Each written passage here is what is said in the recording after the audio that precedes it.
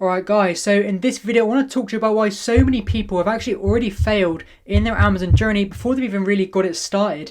And this mistake in particular is very annoying because it's only caused by people making silly mistakes and overlooking very important processes in your Amazon journey that can often be overlooked because they're so simple, but because they're so simple, they are extremely important, and by overlooking them and by just slightly glancing over the market analysis of a product before you actually launch it, you're going to be failing and you're going to be making huge mistakes that's going to make your product almost unsellable at a profitable price. So this is something that I really want to talk about, and it's going to save you guys thousands of pounds if you were going to make this mistake. So if you're interested in what I'm going to talk about in this video, which, just to give you a little hint, it's all about pricing your product in the market and trying to overprice or underprice your product dependent on your competition. So if you're interested in that, stick around to the end of the video. But before we get into it, I'd really appreciate it if you just go down below, hit the thumbs up, subscribe to the channel, of course turn on the bell notification, and leave a comment down below now or at the end or at any point. Just leave a comment down below of any support, any questions, anything like that. I'd really appreciate it. So with all that said, let's jump into the video.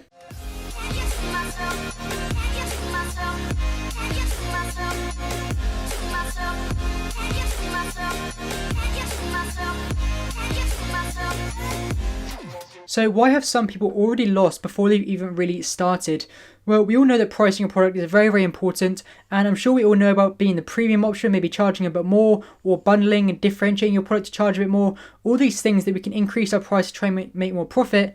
A lot of people get this wrong, and even if they don't try and do any of those things anyway, they can still get a lot wrong in pricing your product. And it seems like such an easy thing just to type in a number, how much you're going to charge, so you make enough profit, but a lot of people get this wrong and it really ruins their business because your price affects so much. And in one of my recent videos, I actually talked about how I don't think reviews are as important to organic ranking as many people think, but when we're talking about price, I think that the price of your product plays one of the biggest roles in your ranking over basically everything you have control over.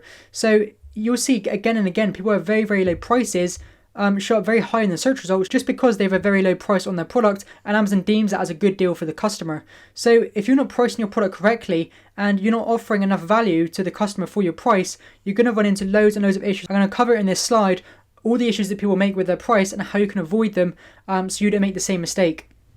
So how do people get this wrong? How do they price their product incorrectly? So firstly, people try to be the premium option, and I always teach this is what I always talk about, so I always try to do. You always want to try and be the premium option in your market. So if there's loads of people just offering a generic pillow or just something very boring, you want to be the premium option for that. So maybe you go for premium materials, you get premium packaging, you offer a differentiation or a bundle, or you do something to improve the value of that product so you can actually charge more.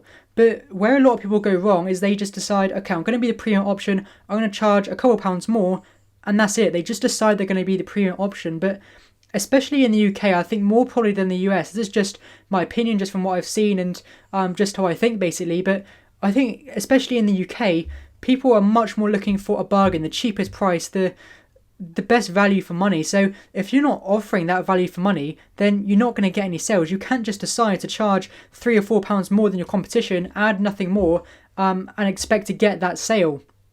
Even if you do a differentiation or a bundle, if it's not worth the price that you're asking, then you're going to go wrong. You're not going to get that many sales. It's going to affect your conversions, your sales, and ultimately your organic ranking, which again is going to drastically hit your sales. So again, looking at the slide here, offers, reviews, images, branding, packaging, listing.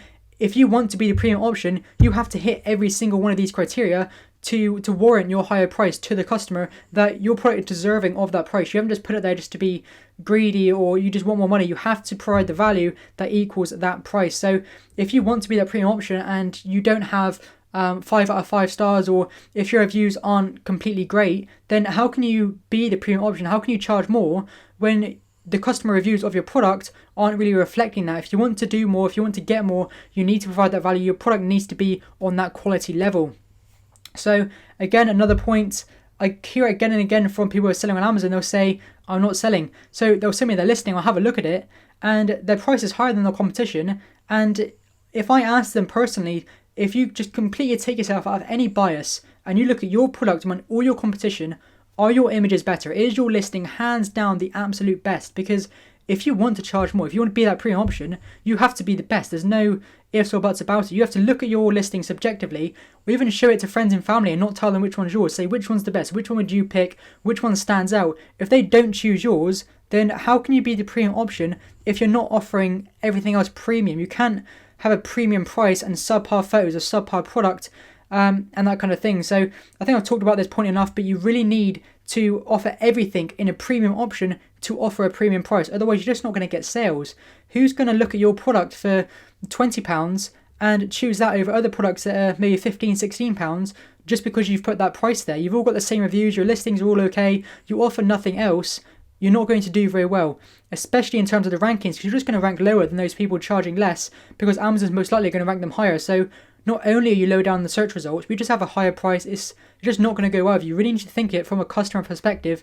Would you buy your product over someone else's? Is it worth what you're charging? So moving on to the next point, they choose the product before the numbers.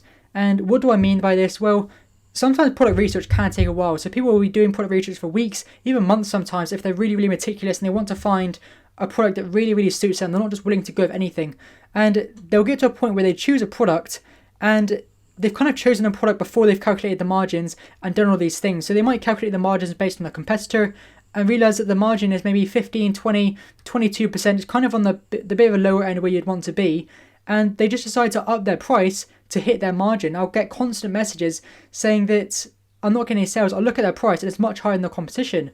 So I'll just recommend just drop your price a few pounds. You'll probably rank a lot easier. You'll do a lot better. And they'll say, well, yeah, but at this price, I'm making 30%. If I drop it, I can't really make any profit. I can't make any money selling it for the same price as my competition. But if that's the situation, then you've probably chosen the wrong product in the first place. You can't just choose any product and set your price so you have a certain margin. You've got to choose the product that has a good margin and then bundle it, differentiate, offer a premium option by having good photography, good listing, good branding, all these things to make more profit. You can't just choose a product with no profit and then determine your price so you make enough money to make it feasible, because you'll just end up overcharging for your product, pricing yourself out of the market, and then just not doing very, very well. So you need to make sure the numbers actually make sense before you choose the product and not just make the numbers work by charging more, because it's not going to go well for you if you try and do it through the option. So lastly, we've got incorrect market analysis. So again, with this, people want to be the premium option, which is always amazing, but you can't be the premium option for every single product. Just because it has good numbers, it doesn't mean it's warranted that it needs a premium option. Some products just, people won't pay a premium for that. They just think it's a very generic, a very boring product. They're not going to pay a premium because they all just kind of do the same function with you. You can't really improve some products. So that's the first point on that, which I think is less important than the second point, which is actually doing an analysis of your market. So if you want to be the premium option, is there actually a space for you to be that premium option?